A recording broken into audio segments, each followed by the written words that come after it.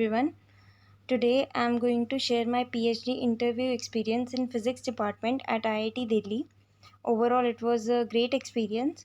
So the panel consists of four professors, and one of the professor asked me to introduce myself. So I replied that I'm Kajal Mahindru, done my BSc from SCD Government College Ludhiana and MSc from Punjabi University Patiala, and my interest is condensed matter physics and quantum mechanics. Then he asked me that what is your favorite topic in condensed matter physics. Then I replied crystal structure, band theory of solid, and superconductivity. Then he asked what is superconductivity. Then I explain it like the phenomena in which certain materials electrical resistance is zero, that is they are like perfect conductor below a certain temperature called critical temperature, and this phenomena is called superconductivity. Then he asked me, along with perfect conductivity, what else is the criteria for a superconductor? Then I replied perfect diamagnetism. Then he asked me that which theory explains superconductivity. Then I replied BCS theory. Then he said, can you explain it? Then I explained it in my own language, that the mechanism about the formation of Cooper pair and BCS ground state, like I explain it in my own language. Then he asked me about the any experimental evidence which explains superconductivity or this theory. Then I could not recall at that moment. Then I said I'll read about it. Then he asked me, okay, what is Bravais lattice? Then I replied, thoda thoda pata hai. Then he comes to quantum mechanics. Then he asked me, what is Hilbert space? Then I explained it with example, as suppose we have electron, and upon spin measurement we have two possibilities, spin up and spin down, and they are like the basis of our Hilbert space.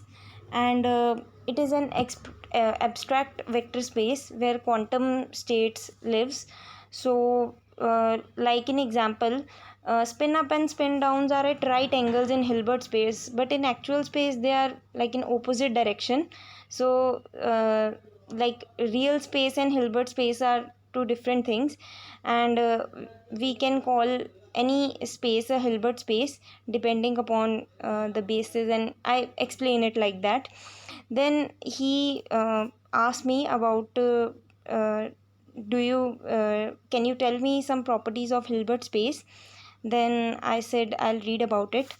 Then he asked what is inner product and outer product in quantum mechanics. So I said that inner product gives us scalar and outer product gives us an operator.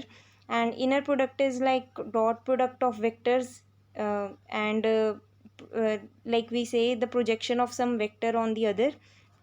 Then he said, okay, what are Hermitian operators? Then I said, whose eigenvalues are real? Then he said, okay, what is the nature of eigenvalues of non-Hermitian operators? Then I said, the eigenvalues are imaginary or zero.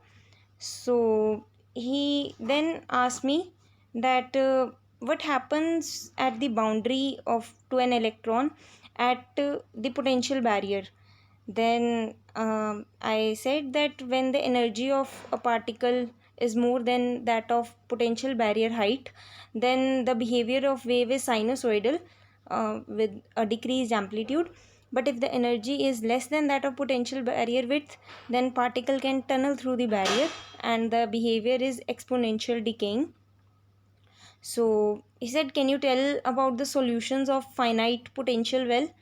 That then I said I can't recall and I'll read about it. Then he asked me, can you write Maxwell's equation in tensorial form? So I have not read about it, so I said I'll read about it. Then he said, okay, write normal Maxwell equations. Then I write all the four Maxwell equations. Then he said, what do second equation that I have written del dot B signifies? Then I said, magnetic monopoles do not exist. Then he said, okay, what does curl of E equals minus curly B by curly T signify? Then I said, time varying magnetic field creates electric field. Then he said, what are conservative fields, and is the field conservative in above equation? So I said, if curl of E electric field is 0, then we said it is conservative. Then he said, have you done some optics experiments in your BSc and MSc? Then I said yes. Then he asked me what kind of experiments you have done in optics. Then I said that we have found out the refractive index of a prism using spectrometer. We have also find out refractive index using Brewster law.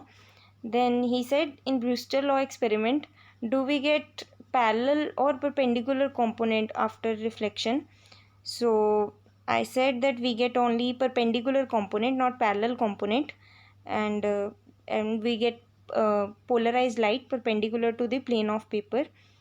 Then he asked me about the electronics experiment that we have done. Then I was thinking like electronics is one of the weakest subject of mine.